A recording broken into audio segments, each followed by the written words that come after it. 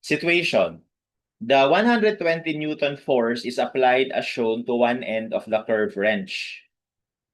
For number one, if alpha is 30 degrees, calculate the moment in Newton meter of F about the center O of the bolt. Secondly, determine the value of alpha in degrees which would maximize the moment about O. And number three, calculate that maximum moment about O. Okay, so unahin mo natin number one. So I think number one is pretty straightforward kasi kailangan lang hanapin natin yung moment dito. Nitong force na to. Once again, pwede mong gawin is kunin yung perpendicular distance. Kaya lang parang mahirap ata yun kasi mag-geometry na naman tayo, no? So maganda na lang para hindi tayo mahirapan, isi-component na lang natin to. So meron niyang vertical component.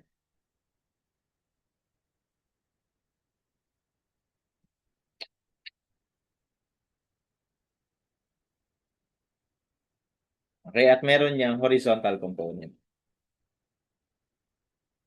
Ayan. Okay? Yung vertical component using the angle alpha will be cosine. No? So 120 cosine alpha. Tapos yung horizontal component naman is 120 sine alpha.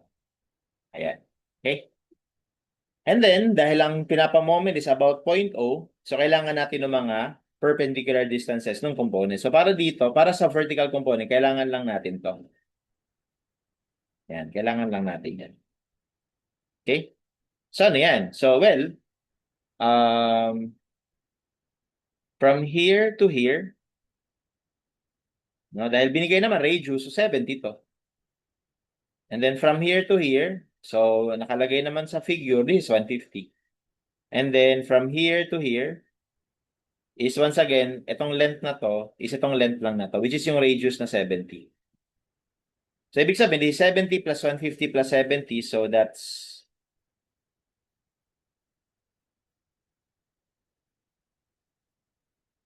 290. Okay? So, yun yung moment arm nung 120 cosine.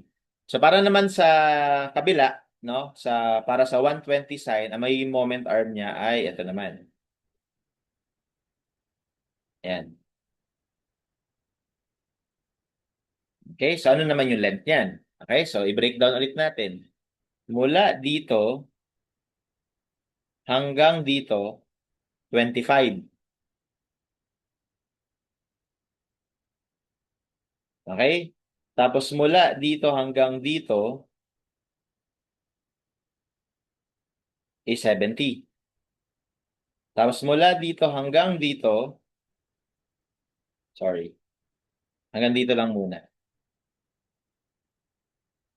Yan, hanggang dyan is also 70. And then from here to here, that's 25, di ba? Ito yan.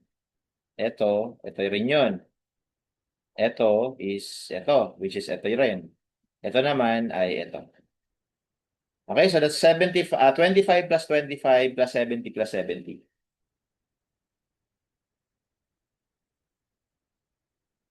So that's 190. So yun ngayon yung moment arm nung 120 sine alpha. So therefore, if we will now take summation of moment at O equal to 0, assume ko na lang siguro na counterclockwise positive. Okay, I think ano na, clockwise positive na kasi I think clockwise lang to lahat. Check natin na. So 'di ba, ito pag umikot sa O, clockwise. Ito naman pag umikot sa O, also clockwise. So kaya gawin ko na lang clockwise positive. So therefore, the moment at O is equal to 120 sine alpha.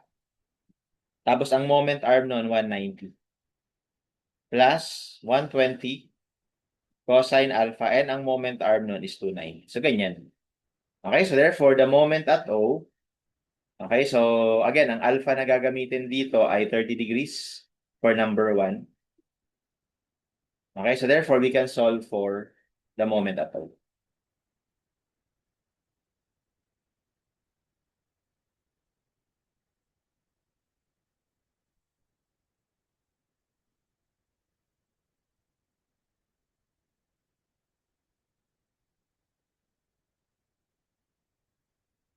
Okay, so that is in Newton millimeter.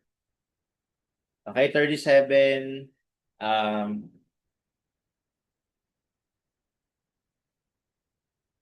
double check.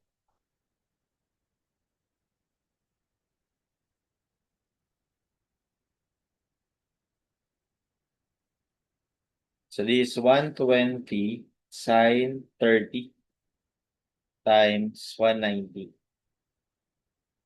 plus 120 cosine 30 times 29. Ayan, so that's 41,537.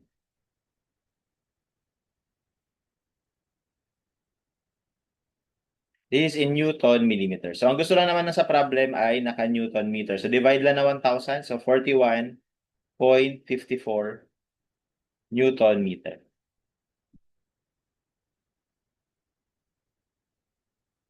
Okay, so that will be our answer for number 1, letter A.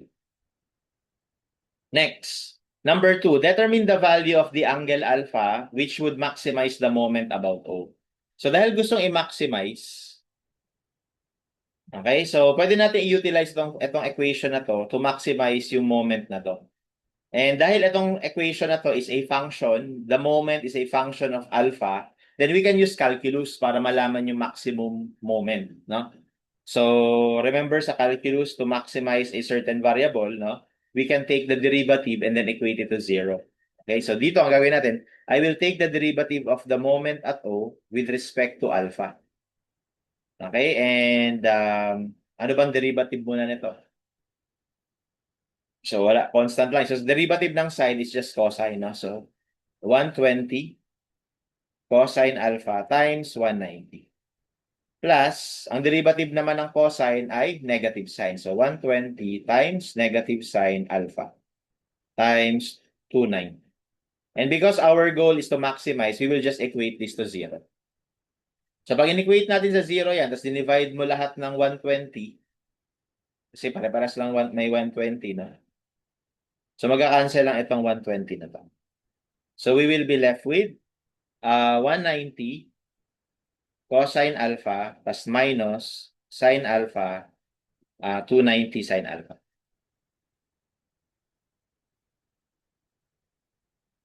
Ayan. Okay, and all we have to do is solve for this equation, no? I'm not sure kung pwede na tong shift solve. Pero mamaya ko nang gawin yung shift solve. Let's solve this conventionally first. So we can transpose yung isang term sa kabila, no? So let's say for example, 290 sine alpha is equal to 190 cosine alpha. So pwede mo i-transpose yung isa, no? Tapos let's divide this by yung 290 na to, divide natin doon. Tapos yung cosine natin, divide natin doon. So maging ganito.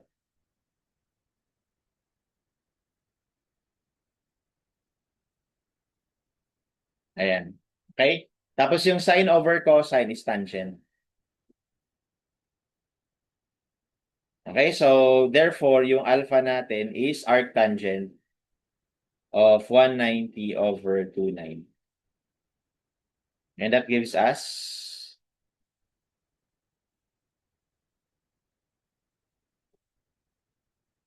okay, 33.23 degrees.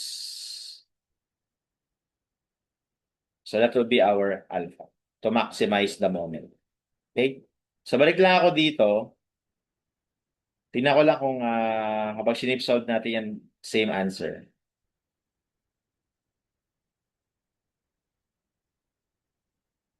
So gusto ko lang din ipakita dito guys na yung danger ng shift solve kapag hindi tayo familiar, no? So papakita na shift solve. So lalabas nga 33.23, no? Pero let's say for example, nung ginagamit mo yung calculator mo dati na pag shift solve, tas meron naka-store dun sa x na ibang value. It is possible that you will get a different answer. Ayan, kagaya niya, no? 'Di ba? Shift solve is equal. Ayan, lalabas iba. Bakit? Kasi kailangan naintindihan natin from trigonometry na kapag meron kang trigo equation, maraming possible solution itong alpha na to. Okay, at yung possible solutions na yon is could be based on what we call coterminal angles, no, from trigonometry.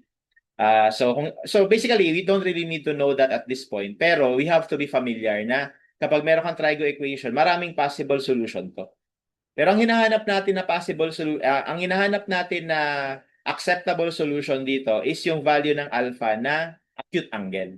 Okay, acute angle. So that's why kapag nag-shift solve, kapag ginamit mo man ang shift solve, maglagay ka dito ng initial value na malapit dun sa ina-expect mo sagot. Halimbawa, para acute angle, hindi kunyari 45, so that it will give you the first nearest possible answer or the first nearest solution to the trigo equation.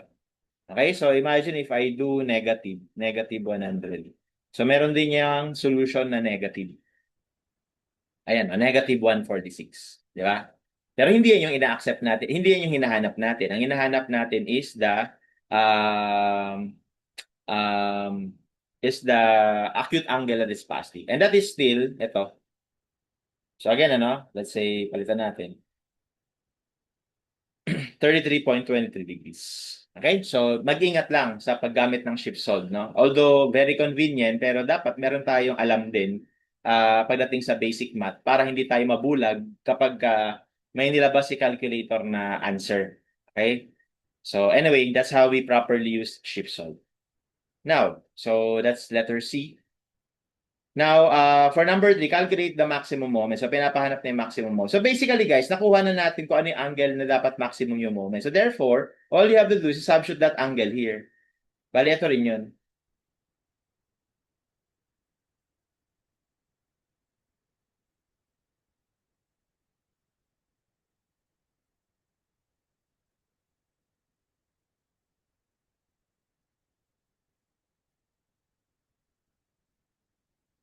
Okay, so the moment about O will be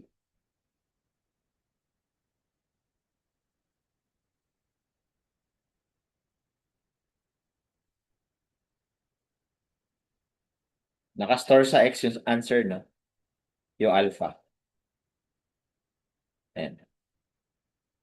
Okay? So, that gives us 41,603.85.